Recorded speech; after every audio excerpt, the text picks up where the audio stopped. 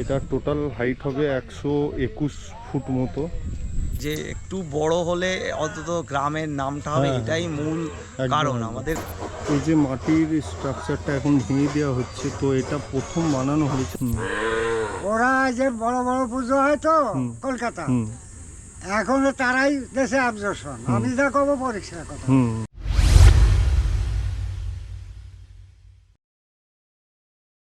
এতক্ষণ থাম্বনেল দেখে তোমরা নিশ্চয়ই বুঝতে পেরেছো আজকে আমি কোথায় যেতে চলেছি। তো আমি আর আমার একটা পাড়ার ভাই দুজন আজকে যাব এখান থেকে রানাঘাট।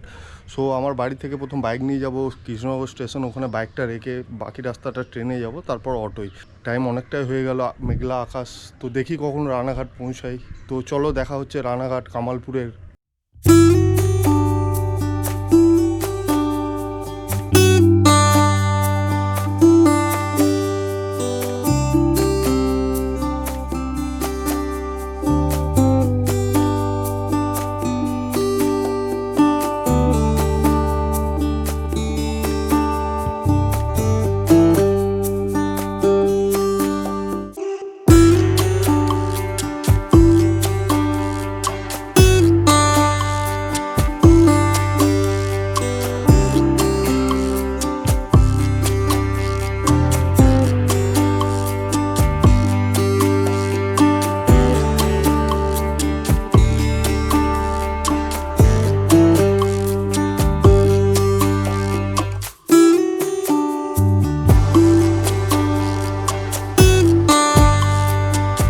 স্টেশনে নেমেছি, হয়ে গেল 30 মিনিট, এখনও মানে কামালপুর যাব তার অটো খুঁজে পাচ্ছি না। তো এইদিকে আমরা ভুল করে চলে এসেছিলাম, একটা দাদা বলল ওই পারে গিয়ে ওখান থেকে অটো পাওয়া যাবে। ওখান থেকে নাকি 20-25 কিলোমিটার রাস্তা। তো দেখি কখন পৌঁছাই, এখন প্রায় চারটে বাজে।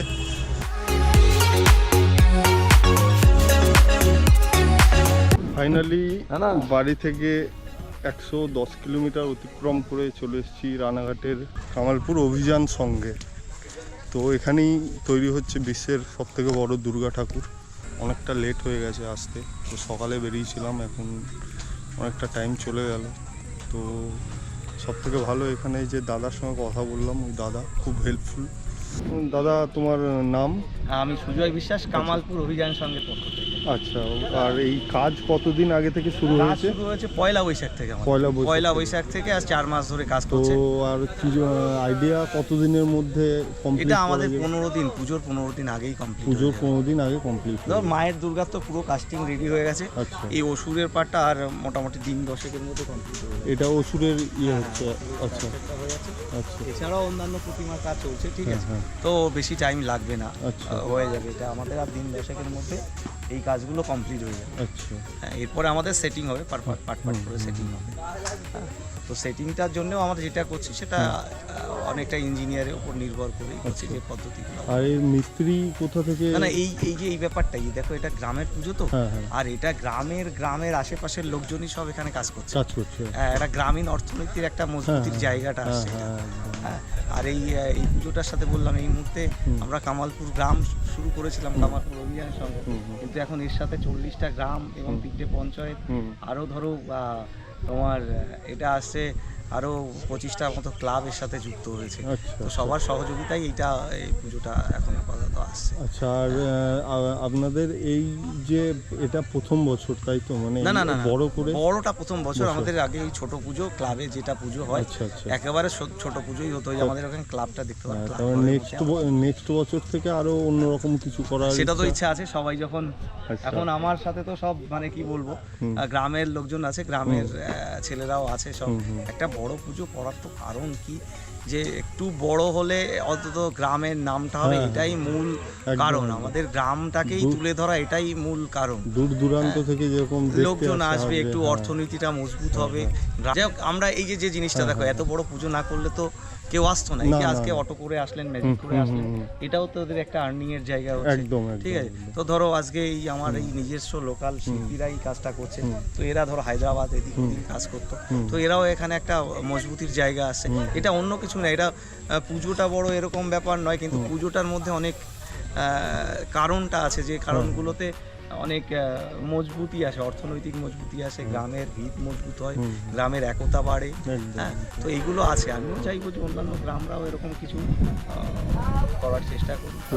এই যে মাটির স্ট্রাকচারটা এখন ভেঙে দেওয়া হচ্ছে, তো এটা প্রথম বানানো হয়েছে, তার ওপরে ফাইবারের ওই যে দূরে দেখতে পাচ্ছেন মায়ের মুখটা, ওটা এর ওপরে করা হয়েছে। তো ওটা কমপ্লিট হওয়ার পর এগুলো ভেঙে দেওয়া হচ্ছে এখন। তবে এটা কী দিয়ে বানানো হচ্ছে? এটা আছে রেজিং আছে আর পাউডার আছে, ফেনচক। কী আছে? ফেনচক পাউডার। ফেনচক পাউডার কিসের সঙ্গে মেশানো হচ্ছে? Raising raising raising. আচ্ছা,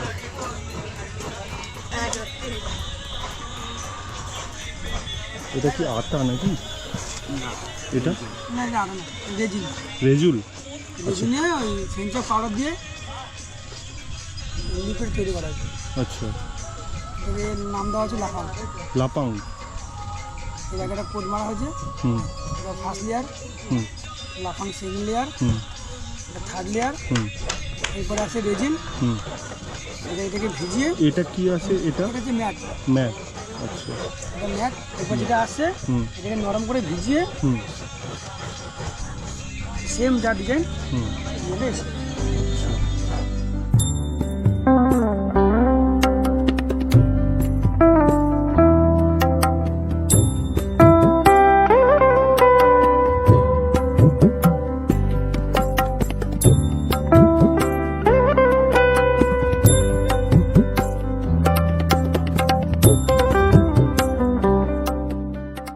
প্রথম এই মাটির ডাইসটা করা হয়েছিল, ওটা কমপ্লিট হয়ে গেছে, ওটা ভাঙা হয়ে গেছে দেখো কিছুটা। আচ্ছা। ওখান থেকে ডাইস বেরিয়েছে, ডাইস থেকে এই কাস্টিং বেরিয়েছে। হুম।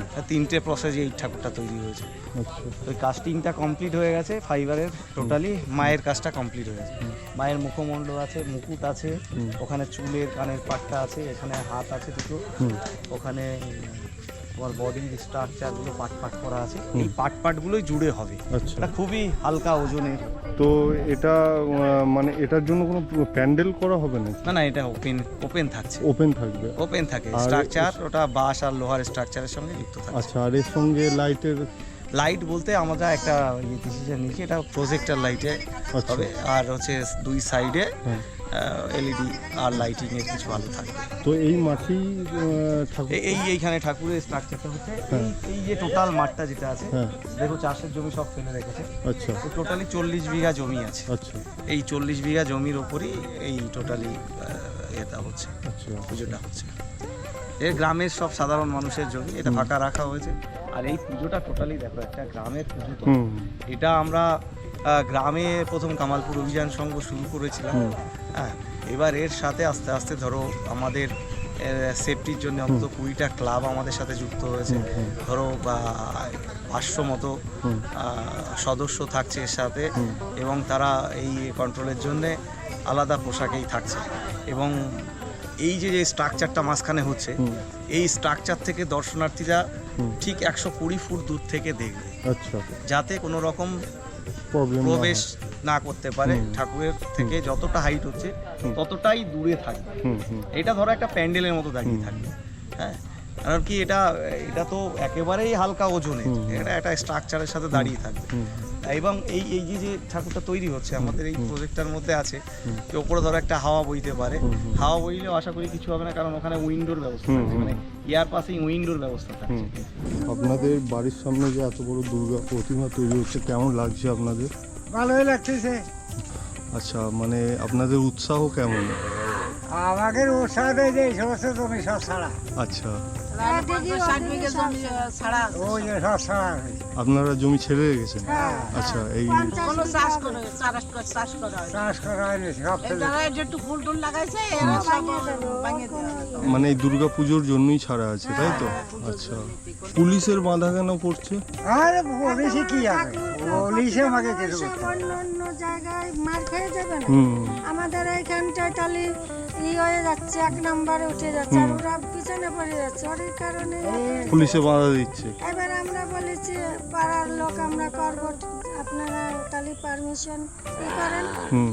তারপরে এখন পারমিশন ছাড়াই করতেছি, পরিষ্কার কথা। না, তারপরে শুনছি নাকি তারপরে হবে দেশে না প্রশাসনের অবশ্যই সাহায্য করা দরকার, যেহেতু একটা গ্রামে এত বড় একটা উদ্যোগ নেওয়া হয়েছে। কলকাতায় একটু জায়গার মধ্যে যদি হতে পারে তাহলে কেন আমাদের এই 50 বিঘার মধ্যে হবে না? অবশ্যই আরে পাঁচটা আমার কাছে হবে। ওরা যে বড় বড় পুজো হয় তো কলকাতা, এখন তারাই দেশে অবজেকশন। আমি যা করবো পরিষ্কার কথা, অবজেকশন তো সেই অবজেকশন, ওরা তো টাকা পাবে না। আর অত বড় পুজো হবেও না, টাকাও পাবে না। এই কারণে অবজেকশন দেশে বলে এই জায়গায়। এক নম্বর